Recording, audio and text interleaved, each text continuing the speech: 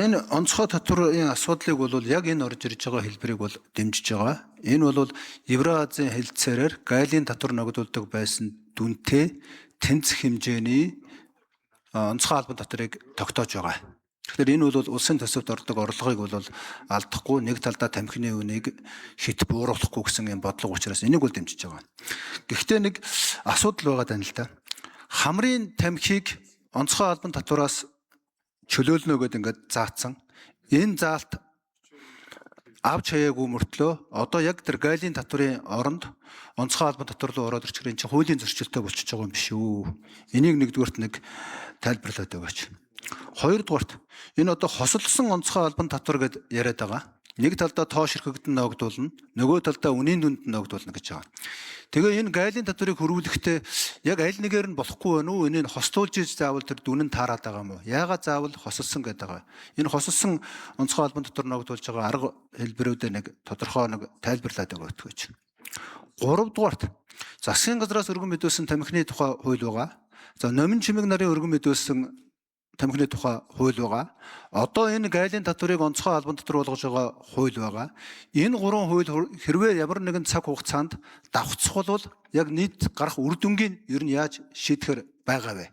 Өнөөдрийнхөг бол шууд ойлгож байгаа. Гайлын татварын хэмжээгээр шууд онцгой албан татвар ногдуулж байгаа учраас энийг зарчмын хувьд дэмжиж байгаа. А нөгөөдүүлийн хуультай орж ирэхээр энэ онцгой албан татвар чинь ер нь юу болж хувирах уу? Энэ ирээдүгөө ер нь харж гинэ үү? За 3 дугаарт ер нь энэ тамхины хамгийн хортой гэдэг байгаа зүйлийг бол никотин л гэж байгаа. За энэ никотин бол тэр бүх төрлийн тэр вейп, мэп, янз бүр дүнсэн тамхинд байдаг зүйл гэж ойлгож байгаа. Энэ никотин чи одоо өөр хэлбэрлөө шилжээд чихэр гаанд орж ирээд ялангуяа залуучууд хүүхдүүдийг маш ихээр одоо уруу татж байна гэж яриад байгаа. Тэгэхээр энэ чихэр гаанд онцгой албан татвар ногдуулах уу? Тэрний никотинд нь ногдуулах уу? Миний хувьд зүгээр барьж байгаа байр суурь бол яг тэр никотинд нь бол онцгой албан татварыг тусгаалan хувь ногдуулах нь зөв байхаа гэж ингэж бодож байгаа. Тийм учраас одоо бол тамхи никотинтэй чихэр гаа энэ төр бол эцсийн үр дүндээ бол ялгаагүй хүмүүсийг уруу татдаг юм, ялангуяа залуу үеийг уруу татдаг юм бүтээгдэхүүн болцсон юм байна. Энэ талаар ямар бодлого барьж байгаа вэ гэсэн ийм асуултанд хариулж өгөөч. За минь сайхан сайд хариулъя. Төвшин гишүүний асуултанд хариулъя. Тэгэхээр энэ тамхины хувьд бол хамрын тамхины хувьд бол өмнө гайлын татвар нь 20% байсан. Онцгой албан татвар хамрын тамхинаас авахгүй гэдэг заалттай. Тэгэхээр энэнийг бид нар яаж оруулж иж гэнэ вэхээр гайлын татвар нэг нь тийм 5 улсаас Евразийн хэлцээрийн хүрээнд тэгэлжиж байгаа учраас гайлын татвараас авдагаас 20% нь онцгой албан татварт оруулаад таны хэлж байгаа тэр онцгой албан татварын өөрчлөлтийг хийгээ явна.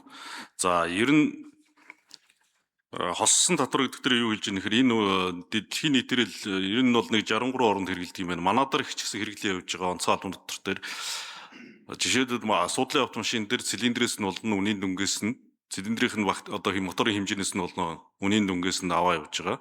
Тэгээ яг энэтэй адилхан тамхин дээр бид нар онцгой албан татвараа 30% авна. За тэгээд тоо ширхэг дээр нь мөн нэг ширхэг дээр 800 36 төгрөг гээд задгаа дүнсэн тамхин дээр 1 кг дээр 3130 явна. За энэ яагаад ийм бодлогод явж байгаа нөхөр дэлхийн эрүүл мэндийн байгууллага тамхины хяналтын суур конвенцэд Монгол улс 2003 онд нэгдэж орсон. За гол барьж байгаа бодлого бол татварыг өсгөх замаар тамхины хэрэглээг бууруулна гэж байгаа. Тэр энэ бодлоготой уялдуулаад бид нар энэ татварынхаа тоо хэмжээг, хувь хэмжээг тогтоогоо явж байгаа. За номин чимэг гишүүний оруулж ирэх хууль бол бидний энэ оруулж иж байгаа онцгой албан татварын 30% хөндөхгүй зөвхөн тоо ширхэгтээр орж ирэх өөрчлөлт орж ирнэ.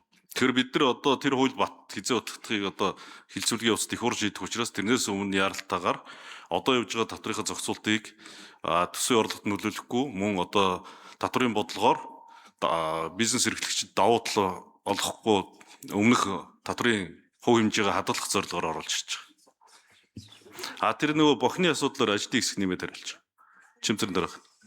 За ажлын хэсэг. 4 дугаартай энэ дэр. Төвшин гишүүний асуултанд хариулъя. Сангийн яам дотрын бодлон газар Чимэд Сүрэн.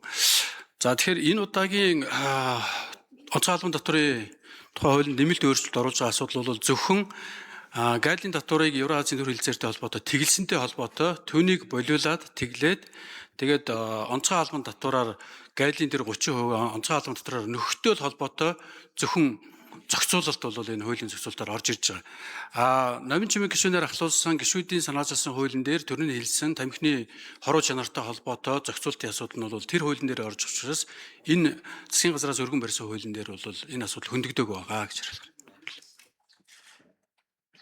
Төвшин гишүүн тодруулъя. За энэ бол угаасаа нөгөө гайлын татварыг нөгж байгаа гэдэг утгаар бол зарчмын хувьд ойлгомжтой асуудал. Гэхдээ дараагийн яг одоо өөрчлөлт шинжилтээр тэр никотинтэй богц чихэр гааны асуудлыг зайлшгүй хөндөх шаардлагатай.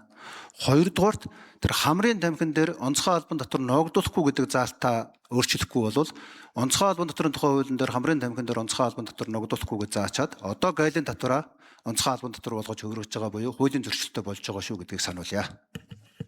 За. Батбаярын Жаргалан гишүүн.